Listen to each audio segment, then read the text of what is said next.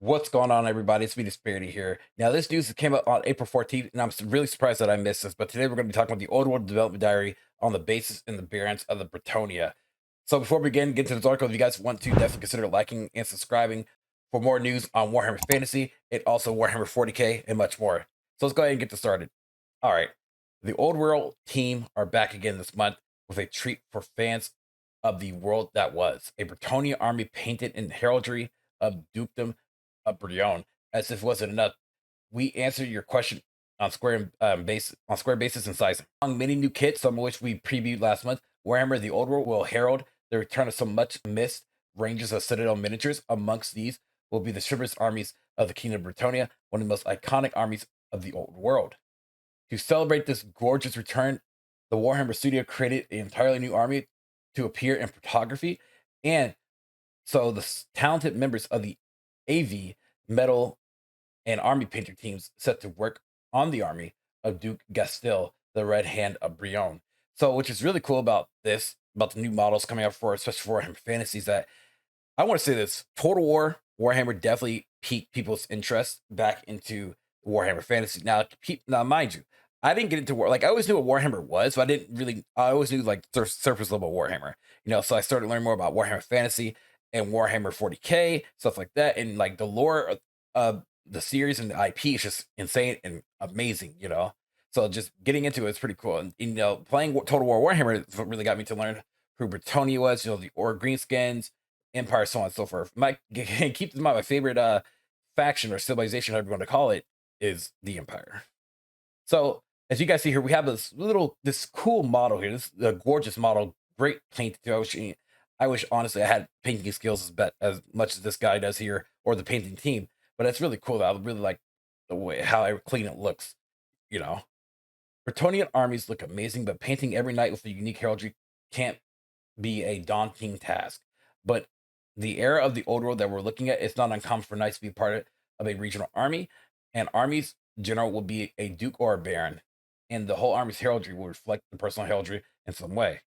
Each duke rules one of the 14 dukedoms, and their heraldry is a symbol of the realm. Barons serve the dukes, ruling smaller regions. A baron's heraldry features things that match their dukes, but differ in detail, such as a pattern on the field or the exact nature of the device. The core army, knights in the realm, on foot and mounted knights, Orant, Pegasus knights, and all peasant units wear the heraldry of the general, which is really cool. So as you guys see here, you can see them on their bases. You can see the knights, really cool. It looks like there's even there's of course a couple flag bearers here. So that's really cool. I like that.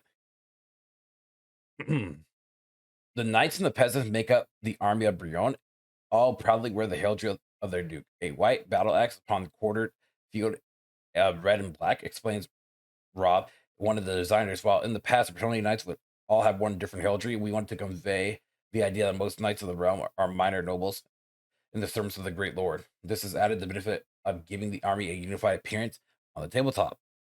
Of course, elite units such as questing knights and grill knights may wear the colors of their general, or they can display their own heraldries. This freedom benefits such noble heroes and gives fans the opportunity to explore different heraldries and manageable numbers of models. None of this means the old color schemes have gone away. We plan to introduce the rules for the Exile and Crusade armies. The first allows fans to focus on dishonored knights, while the second focuses on the idea of glorious crusades that form when knights from all over Britannia answer the call to undertake a quest. These schemes can be very colorful, indeed, just like the classic Britannia armies.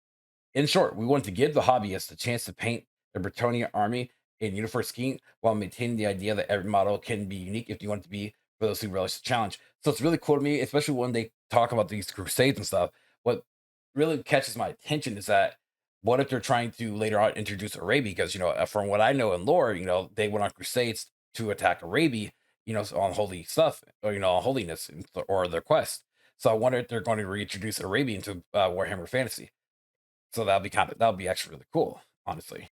As you can see, our painted models are on square bases, but these are slightly bigger than they were back in the days of Warhammer Fantasy Battle. The majority of models in Warhammer the Old World, when these sit on a bigger basis, there are a few reasons for this. Over the decades, our models have become larger and more dynamic, which means that many units have become difficult to arrange into ranks and files. Players must be able to line their models up without complex planning about which spear has to go where in order to use them in game. On top of that, we didn't like that the ranks were hidden and hard to see. So now all 20 millimeter bases have been replaced with 25 millimeter bases, but but not all 25 millimeter bases and 25 by 50 bases have been replaced with new size bases. Are the models getting bigger? No, the models will be the same scale as the returning range for Warhammer Fantasy Battle. The base size change has come about because some of the 90s and 2000 models became difficult to rank up. We're taking the opportunity to fix the problem. It will mean that newer models joining the range can be more dynamically posed, but proportions remain the same. Do I need to rebase my old army? If you're playing at home, there's no requirement to rebase anything for casual play. The size base will make a minimal difference to gameplay. The rules will be written, assuming the new larger bases. And so if you're planning to play competitively, you might want to upgrade to larger bases. You don't want to rebase your old. So that's pretty cool. You know, they give you that, they give you the option here. How do I correct the base size for my models? Base sizes will be given in every model's profile.